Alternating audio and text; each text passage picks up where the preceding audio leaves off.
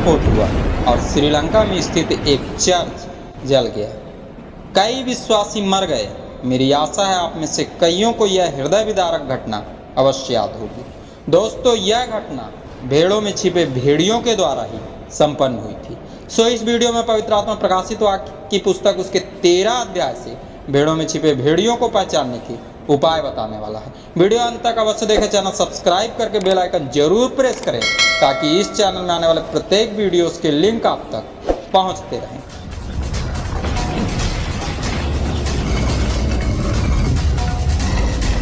यह कोई प्रमाण नहीं, सिर्फ और सिर्फ बाइबल की भविष्यवाणियों की गणनाओं पर आधारित अध्ययन है। प्रकाशित वाक्य 13 अध्याय 11 पद। फिर मैंने एक और पशु पृथ्वी में से निकलते हुए देखा। उसके मेमने के से 2 सींग थे और वह अजगर के समान बोलता था। हाय फ्रेंड्स, मैं आपका दोस्त अमित अकबर। प्रभु यीशु मसीह के नाम में जय। Third of mankind. The number of mounted troops was twice 10,000 times 10,000. I heard their number. भयंकर मारकाट और हाहाकार का दर्शन दिखाने के बाद पवित्र आत्मा इस पद में एक नए प्रकाशन का दर्शन दिखाने लगा।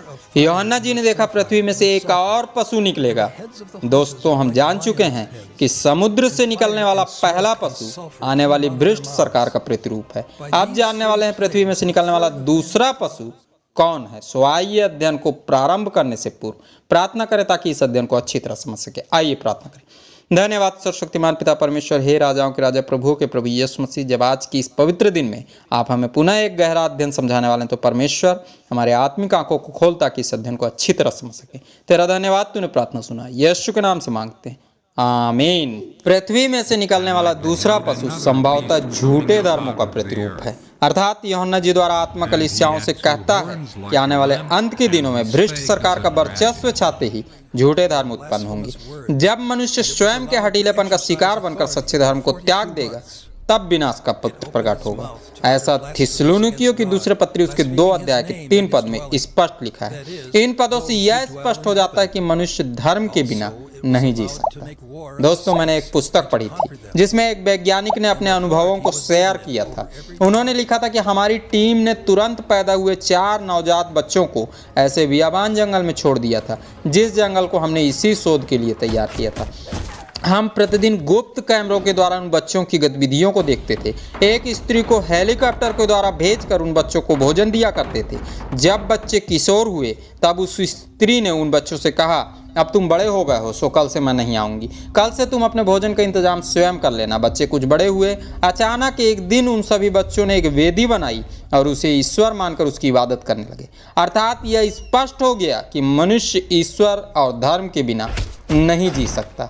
आपकी राय इस विषय में क्या कहती है? कमेंट में जरूर लिखें। प्रभु पर सच्चा विश्वास करने वाले विश्वासी जय मसीह लिखकर प्रभु की महिमा अवश्य करें। वक्त आ गया है। दोस्तों, हमारा आकलन कहता है सच्चे धर्म को त्यागने के बाद अंतिम दिनों के मनुष्य झूठे धर्मों के प्रभाव में फंसकर 666 अर्थात एंटी क्राइस्ट का अनुगमन करते हुए शैतान की इबादत करने लगेंगे। उसे ही सृष्टि का ईश्वर समझने लगेंगे। पद में आगे लिखा है, उसके मेमने के से 2 सींग थे। ध्यान दे, मेमने के सींग नहीं होते।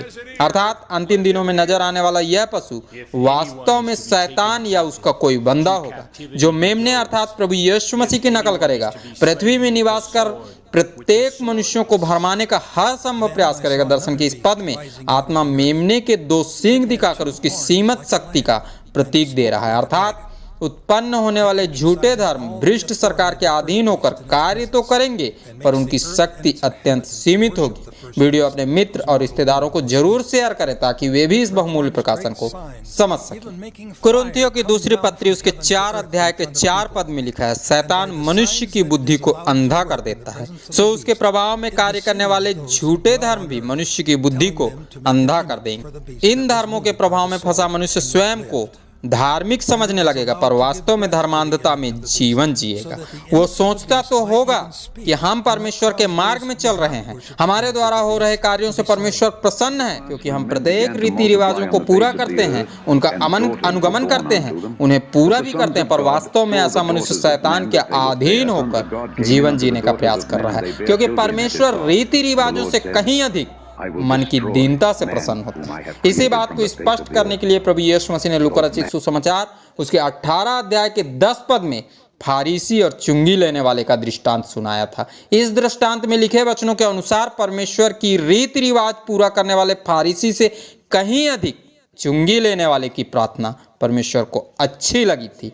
इस बात को और भी अच्छी तरह से समझना चाहें तो बाइबल में लिखे इस स्थल को अवश्य पढ़ें। मत्ती रचित सुसमाचार उसके 7 अध्याय के 15 पद में प्रभु ने प्रकाशित वाक्य में लिखे इस पद को और भी अच्छी तरह से स्पष्ट किया है। दोस्तों, प्रभु कहते हैं, भेड़ों के भेष में छिपे भेड़ियों से सावधान रहो, क्योंकि वास्तव में ये अंदर से फाड़ खाने वाले हैं। जैसे श्रीलंका में विश्वासी बनकर विरोधी आया और प्रार्थना कर रहे कई विश्वासियों को और प्रभु के भवन को विध्वंस करके रख दिया। आरंभ हो चुके कठिन दिनों में कई ऐसे भेड़िए हैं जो भेड़ों के भेष में छिपकर भेड़ों के समान ही अभिनय कर रहे हैं और कई भेड़ें अर्थात हमारे कई भाई बहनों को अंदर से फाड़कर खा चुके हैं। कईयों को विरोधियों के हाथों पकड़वा चुके हैं। तो कई ऐसे भेड़िए प्रभु को भेड़ों को पकड़वाने के प्रयास में आज भी जुटे हुए हैं। सो आत्मा प्रभु पर विश्वास करने वाले प्रत्येक विश्वासियों को आज पुनः सतर्क करना चाहता है कि हमारे समूह में छिपे ऐसे भेड़ियों को पहचानो, उनसे बातचीत करो, उन्हें सुधारने का मौका दो, पर उन पर पूर्ण निगरानी रखो।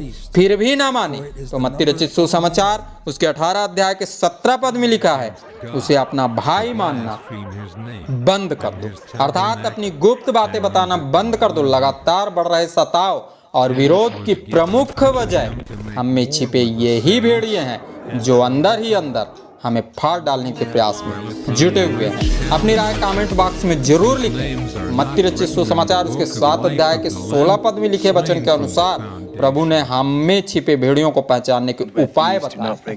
प्रभु यीशु मसीह कहता है, उनके फलों से तुम उन्हें पहचान लोगी। क्या लोग झाड़ियों से अंगूर या ऊंट कटारों से अंजीर तोड़ते हैं? दोस्तों, जो भेड़िए हैं उनमें पवित्र आत्मा के फल नहीं पाए जाएंगे। गलातियों की पत्री उसके 5 अध्याय के 22 पद में लिखे वचन के अनुसार प्रेम उसे कहा जाता है जो पिता पुत्र से या माँ अपने बच्चे से करती है। इस प्रेम में स्वार्थ नहीं पाया जाता। आनंद वो है जो अंदर से उमड़ता है, दूसरों का भला करने का प्रोत्साहन देता है। शांति उसे कहा जाता है जो सारी चिंताओं के मिटते ही मनुष्य को प्राप्त होती है। धीरज वो है जो सिर्फ विश्वासियों के पास पाया जाता है। वे जानते हैं यीशु मसीह आएगा, हमें उस स्थान में ले जाएगा जहां विश्राम और आनंद होगा। कृपा अर्थात दया, जैसे यीशु ने सबों पर दया की, बिना पैसे लिए ही मनुष्यों को पाप से आजाद होने का मुफ्त ज्ञान दिया। भलाई उसे कही जाती है जो सदैव दूसरों की मदद करती है।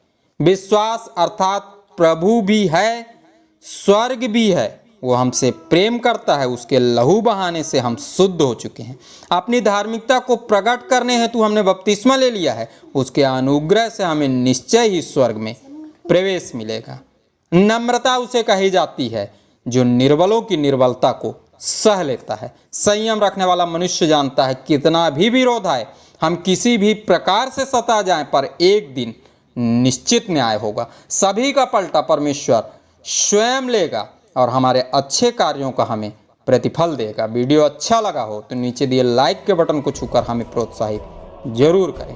प्रकाशित वाक्य की पुस्तक के इस प्रकाशन में पवित्र आत्मा बताना चाहता कि हम में छिपे भेड़ियों को हम आत्मा के फलों के द्वारा पहचान सकते हैं। जो प्रभु की भेड़ नहीं है उसमें पाए जाने वाले प्रेम में स्वार्थ होगा, उसमें बसा आनंद पल भर का होगा जो अंदर का नहीं पर दिखावटी होगा। जो भेड़िया है उसमें कभी भी शांति नहीं पाई जाएगी, उस पर चिंताओं का बोझ सदैव लदा रहेगा। ऐसा मनुष्य धीरज से प्रभु यीशु के दूसरे आगमन की बाट नहीं जोता, पर इसी बात को पासवानों द्वारा दिखाया जाने वाला डर बताता है। कृपा तो उसकी डिक्शनरी में पाई ही नहीं जाती। वो वही ज्ञान देता है जिसमें उसका खुद का लाभ हो। भलाई वो उसे मानता है कि जिसकी वो मदद करे वो सदैव उसके अधीन रहे। विश्वास की परिभाषा वो कर्म को ही मानता है। प्रभु के अनुग्रह को ऐसा मनुष्य पहचानता ही नहीं है। नम्रता उसमें तब नजर आती है जब उसका कोई उद्देश्य पूरा होने वाला हो। इसके अलावा वो नम्रता को सिर्फ और सिर्फ बेवकूफ़ी ही समझता है। संयम भी ऐसे व्यक्ति के डिक्शनरी में नहीं पाया जाता। वो सदैव स्वयं पलटा लेने के प्रयास में जुटा रहता है। बाइबल में लिखी बातों का जो भी मनुष्य अध्ययन करेगा, उसे ध्यान से सुनकर स्मरण रखेगा, वो भेड़ों में छिपे भेड़ियों को आसानी के साथ पहचान लेगा। सो आज के अध्ययन से मिले शिक्षा के पद को जरूर याद रखें, जो मत्ती रचित सुसमाचार उसके 7 अध्याय के 17 पद में पाया जाता है। आइए इस पद को धर्मशास्त्र बाइबल से पढ़ें। प्रभु कहता है, इसी प्रकार हर एक अच्छा पेड़ अच्छा फल लाता है और निकम्मा पेड़ बुरा फल लाता है। आप सबों ने इस अध्ययन को ध्यान से सुना। आप सबों को बहुत बहुत धन्यवाद। खुदाबंदी यीशु मसीह के नाम में आमीन।